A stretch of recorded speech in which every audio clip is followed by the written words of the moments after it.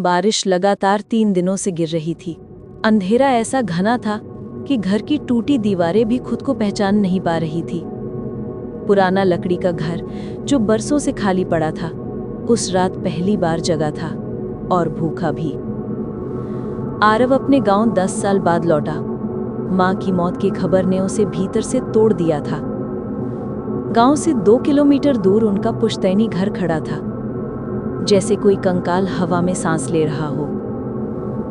जब वो दरवाजे के पास पहुंचा तो उसे लगा कि घर हल्का सा झुका, जैसे अपने खोए हुए बेटे का स्वागत नहीं बल्कि उसका स्वाद लेने के लिए झपट रहा हो। आरव ने कच्चा दरवाजा धकेला। हवा नहीं, सांस निकली अंदर से। दीवारों पर काले टेढ़े मेढ़े निशान थे, जैसे किसी ने उंगलियों से नहीं, नाखूनों से लिखा हो, वापस मत आना। अचानक पीछे से पैरों की आवाज आई, चप चप चप। वो मुड़ा, वहां कोई नहीं था, पर गीले पैरों के निशान उसके बहुत पास तक आए थे, ताजा, गरम, जीवित। आरव ने सोचा शायद वो भ्रम देख रहा है। वो अपने पुराने कमरे में गया। कमरा बिल्कुल वैसा ही था, एक टूटा पलंग, फटी हुई चादर और खिड़की से आती ठंडी हवा। पर जैसे ही उसने खिड़की बंद की, चादर खुद ब खुद फर्श पर गिर गई और पलंग पर एक आदमी का ताजा लेटा हुआ निशान बन चुका था, गरम, हल्का धुआं उठता हुआ। किसी ने अभी अभी वहां लेटकर करवट ली थी। आरव कांप गया। अचानक उसे महसूस हुआ कि कमरे की हवा भारी हो रही है, जैसे उसकी सांसें किसी ने पकड़ ली हों। उसका सीना दबने लगा।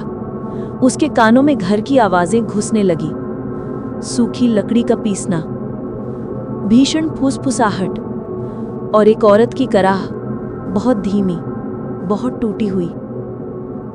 आरव, तू लौट आया? उसकी रीढ़ सीधी जम गई। आवाज मां जैसी थी।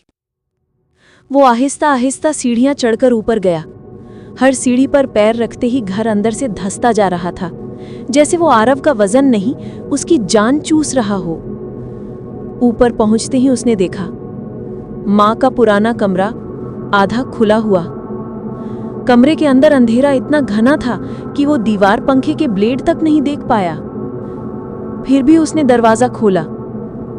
भीतर सिर्फ अंधेरा नहीं था, एक भारी सन्नाटा था जो उसके कानों में घुसकर खून खींच रहा था। कमरे के बिल्कुल बीच में एक पुरानी कुर्सी पर मां की तरह दिखने वाली एक परछाई बैठी थी, पर उसकी गर्दन उल्टी दिशा में मुड़ी हुई थी। धीरे धीरे असहज रूप से वो परछाई सिर घुमाकर उसे देखने लगी। 1 क्लिक, 2 क्लिक, हड्डियां चटक रही थी। तुझे किसने कहा कि मैं मर गई? अचानक दीवारें अंदर की ओर मुड़ने लगी। सीलन काली लहरों की तरह फर्श पर बहने लगी।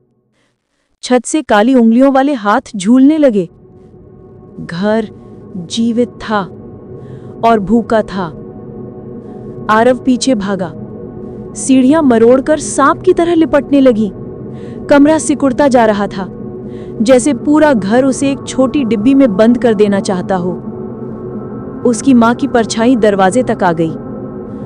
तूने मुझे छोड़ा था, अब मैं तुझे कभी जाने नहीं दूंगी। आरव दरवाजे तक दौड़ा, पर दरवाजा लकड़ी का नहीं रहा। वो जिंदा मांस बन गया था, जो धड़क रहा था और उसकी सांसें भीतर खींच रहा था। उसने आखिरी बार पीछे मुड़कर देखा। उसकी मां की परछाई धीरे धीरे उसके चेहरे पर चिपक रही थी, जैसे वो उसे पूरी तरह निगल रही हो। उसकी चीख घर ने खा ली। बाहर बारिश चलती रही, पर उस घर से एक धीमी भारी आवाज आई, एक और लौट आया। घर का दरवाजा फिर से सामान्य हो गया, जैसे कुछ हुआ ही ना हो। और अब वो अगले लौटने वाले का इंतजार कर रहा था।